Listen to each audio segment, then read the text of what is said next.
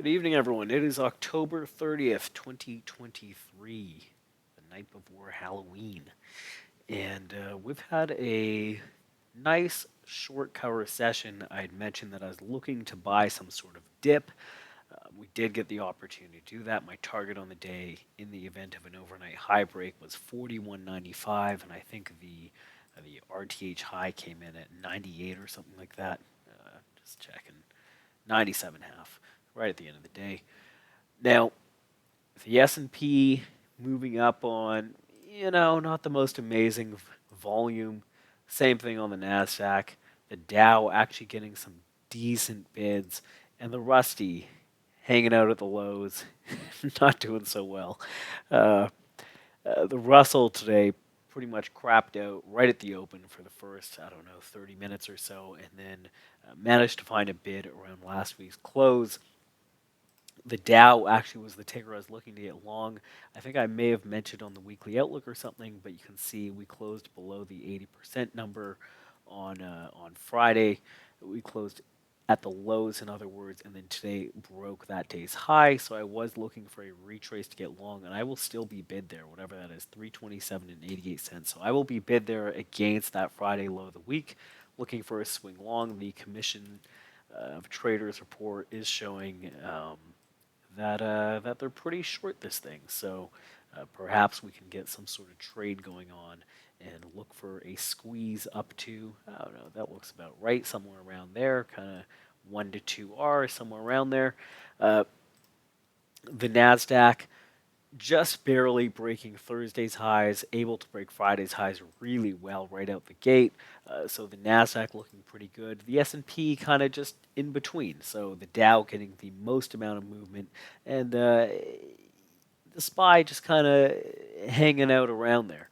Uh, Now for tomorrow, we've got employment data quarter over quarter, an hour before the open. S&P HPI stuff 30 minutes before the open, Chicago PMI 15 minutes after the open, consumer confidence at 10 a.m. So a lot of data from about 8:30 to 10. I'm going to pass on trading this thing until we get to that 10 a.m. period.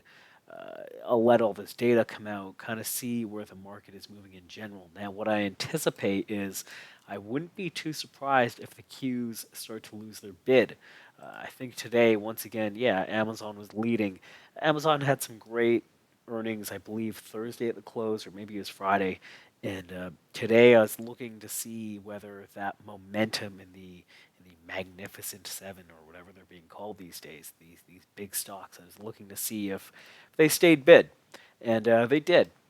Whether that can last another session, I'm not too sure. So I'm going to be looking to tonight's overnight session to get an idea as to whether that momentum is finally over. Is this going to load? Hopefully it does. Come on, buddy. There we go. I want to use the overnight session to get an idea as to whether this momentum will continue or if it's going to crap out. So far, not looking super great. Uh, we were unable to trade above into that value area high, 424ish, and now kind of making our way downwards, well below the initial balance high at 477ish, below this kind of resistance around 400, and kind of diddling around. What is that? IB mid somewhere, even lower than IB mid. We're back to the week's open. So the Nasdaq, as I expected, not able to really sustain this rally. So perhaps for tomorrow, the Nasdaq ends up being the short side ticker. The Dow with a really awesome squeeze above those Friday highs. There's the Friday highs around here. Managed to squeeze really nicely above it and continue that move up right into the close. Where was the close over here? So far, trading in Globex pretty much above value area high for the entire thing.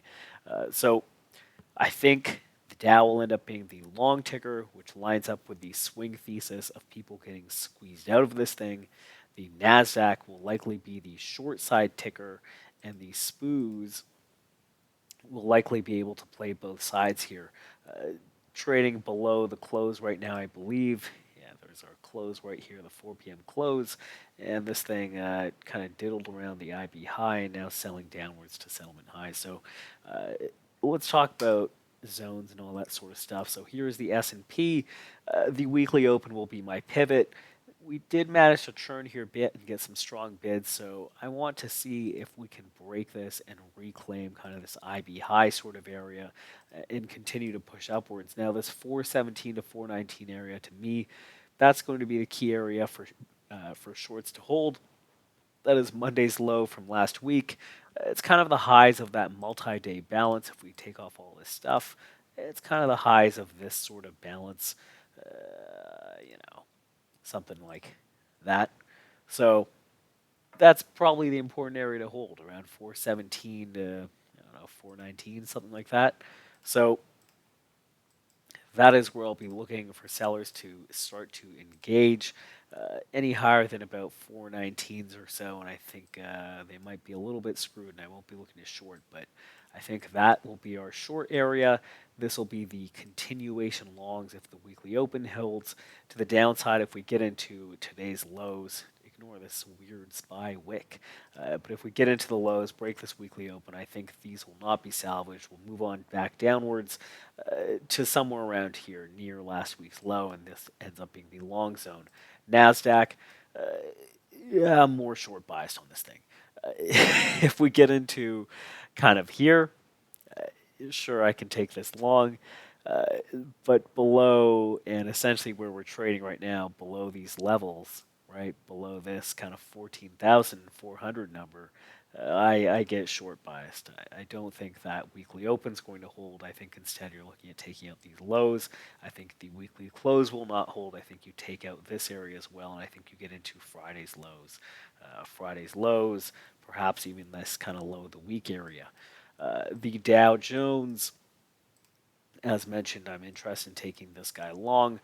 This is the main balance that I'm interested in, this sort of zone here, whatever that is, 330 to about 329-ish. Yeah, of course, that's where we're rejected today. I'm long biased this whole thing. Unless we start to really accept below the overnight low during that first 30 or 60 minutes, I am very long biased on this thing. I'll be looking to take either whatever this is. I think settlement highs are sitting around here. Yeah, settlement highs are right here for tomorrow. So somewhere around here long, or the initial balance high long. If we lose that initial balance high, I think we end up coming in, breaking the weekly open and today's low of the day, and crapping out lower, perhaps into somewhere around here. So overall, looking to get long the Dow, likely get short the NASDAQ, and if I had to guess, the ES will end up being a sell as well, given the weighting of those NASDAQ stocks, and perhaps trading at both sides. While in the event the Dow and the NASDAQ catch a bid, ES should be able to as well. Hope that makes sense. Hope that helps. Have a great night, and trade safe.